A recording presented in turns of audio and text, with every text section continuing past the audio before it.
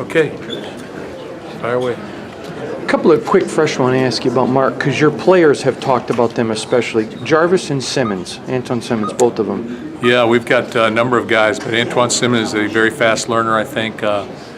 Full-speed guy. He looks like a guy that can come and play early as a freshman, and a lot of times there needs to be opportunity, and I think at the star linebacker position there probably is somewhat of an opportunity, but he's a guy that was an outstanding tailback, an outstanding linebacker, very active player, and we're looking forward to watching him this next week. And then Kevin Jarvis, offensive lineman right here from Chicago, and I believe he was the Chicago Player of the Year, just has very powerful pop. Jordan Reed as well is really showing that. And you're just watching them move and just watching them do things, with their hands, just movement-wise and everything. So they've been very impressive. Connor Hayward as well, very impressive. And I could probably go through a lot of guys, and there'll be some defensive backs, but I think our recruiting class is extremely gifted in terms of their sense of maturity, their togetherness, and there's some great athletes in that class. So we're looking forward to it. You mentioned the mini camp thing. Can you kind of elaborate on that a little bit more about what that gives you as a coach as far as evaluating? Yeah, they changed the rules a little bit so that you could bring players in immediately after they graduated, and they could be there and not have to go to class initially until the semester began again. So rather than bring them in and keep them there, we wanted to keep them fresh. We brought them in for a week and went through a lot of different things in terms of just getting them prepared for the environment, the transition. Talked a lot about the things that we had gone through in the last year. Talked a lot about the people that they were going to meet and the different things that they were going to encounter as a college freshman. And then obviously had some opportunity to watch them as individuals. We kept them separate from everybody else.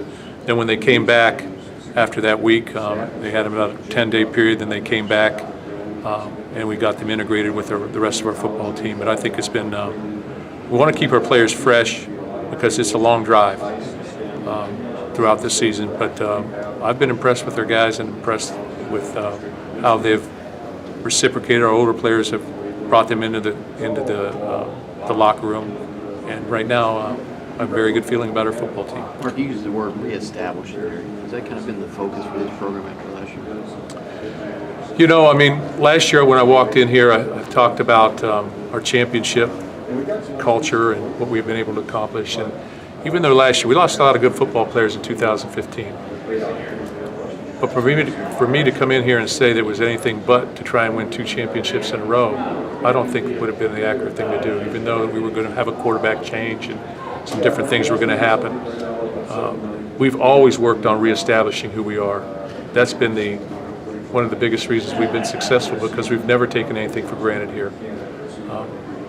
I'm not sure if we did or we didn't last year, but maybe in some cases we did. Seniors have to have their best years. There's no question to have a championship season that has to happen. We don't have many seniors, but the ones that we have to have their best year, and then our other players have to grow. But the future is bright. We just have to inch by inch take it back. Have you changed any rules related to curfew, or you have to be here or there? Have you done anything along those lines? Anything tangible? Well, I think you put rules into place that you can administer. And for us to have a curfew, I think would be very difficult. What I've asked our players to do is to represent themselves off the field, on the field, in the classroom as young men that will be role models. And we've been painted in some respect because of the situation that we've had. Prior to that, as I said a year ago at this time, we were the epitome of what you wanted to be in college football. No problems, championship winning, graduating our players, and that standard remains in place, and those expectations remain in place, and that accountability remains in place. So that's what we will do. Is it tricky as a head coach to determine how much you want to have a presence in the locker room versus allowing your leaders to police things? Yeah, it is, because their locker room is their locker room, but I think you need as a coach to be in the locker room to assess a little bit in terms of who's leading. Everything is looked at, from who lockers beside who to everything, and how we handle things internally. It's all looked at, but there are rules in place, there's education in place and components in place to make sure that we're going forward in the right way. I mean, everything's going so well, it's great, but when your program gets staggered, they look at the coach and see how he's going to react. Would you fall back on it in that situation to kind of tackle this? Well, Well, first of all, football-wise and off the- I've been around some great coaches. I've had the opportunity to be around some great assistant coaches as I grew up as a coach, and head coaches. And Earl Bruce, Jim Young, who many of you may not even remember. But I've worked for Glenn Mason, I've worked for Nick Saban, I've worked for Jim Tressel, I've worked for Jim Dennison. And all those coaches have had problems, and they've all had to reunify or reestablish, as you said earlier, their cultures. So, I looked at what I've learned, and what I've learned as a son of my mother and father, how I was brought up by my high school coach and things of that nature. But I think everything that you experience, including today, right now, everything you experience is a growing point for you. So you got to take it for that, and take it as that, and use it moving forward. You're going to be in turmoil at times in our life. All of us will hit that. I do think how you handle it will ultimately define you. And that's what we're going to. But at the end of the day, I'm going to measure up. When you talk about reestablishment, has there been any off-season change, maybe philosophically, about the way you recruit, any recruiting changes that you have? Well, sure. I mean, I think you always look at everything that you're doing and ask yourself those tough type of questions. But, our recruiting, we've never taken a player in here. I know we've had problems, but young people are going to have problems based on choices they make. We've never taken a player that we've said, oh, that guy's a bad young person. If you look at our players, we've tried to take good people, and we've looked into their soul and asked what kind of people they were. And I'll do the very best that I can in all that, and every time I have an opportunity. Right now, I think we have 14 committed guys for next season. All of them are outstanding young people, outstanding students, and outstanding football players. Doesn't mean they won't be tempted or have a problem. We all need to be on guard.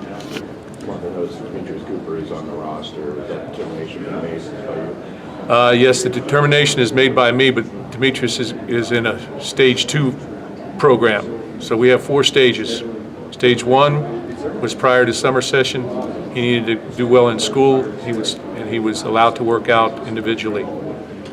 He got 2 4 points in both his classes, and he's a graduate of Michigan State University. And he should be congratulated for that. Stage 2 now, which he is in, goes until he reports to camp, which is next week. No problems, no issues. Enter stage 3. Stage 3, he earns back his scholarship. If he's able to do that, we'll maybe make it to stage 4. In all those stages, he's accountable for his actions on and off the field, and he's supervised on and off the field. So there's a plan in place, but I think the best thing we can do, and this is really brought forward by other people as well, the best thing we can do is try and prepare a young man for his future, and I'll do the very best for all of our players. Mark Tyson Smith, I was wondering what his status is. He's on the roster. Yeah, Tyson is back on the roster, and he's been cleared to play. So we'll work him into things gradually, but he has been cleared to play, and obviously he's started for us before. He's an experienced corner, and he has a good skill set. So we'll look forward to seeing how he does, but we'll take it slow. Mark, we see a lot of last one. We got to get going. He's going to talk for an hour or two. We see a lot of social media posts from players and stuff about summer workouts. Is there a couple of guys that really kind of spearheaded that campaign as they've kind of taken it under themselves? Not too much in the social media. Who are those guys? Well, just some of your younger players, some of the guys like Werke and some of the. Yeah, we have a lot of younger players, and that's not all bad, because there's a new beginning, and there's a new hunger, and there's a new reestablishing of who you are. And they tend to work a little harder, and they tend to understand that nothing's given. So that's not a bad thing, and sometimes when there's room at the top for growth and leadership, then young players are going to flourish, and I'll look forward to seeing that. And I remember back in 2009 when Kirk Cousins was named captain as a sophomore. Well, there was a reason that happened. And the other 2 seniors looked at him and said, as we got to a function, said, who's going to talk? And the other 2 guys who were seniors looked at him and said, Kurt will. And I think he did an outstanding job with that. So those type of things would remain in place. Talk at what event are you talking? At which event are you saying Kirk Oh, this was, I think it was the introduction to the band or something. Oh, okay, something on campus. It was something on campus. Got it. All right, guys. Thank Something you. with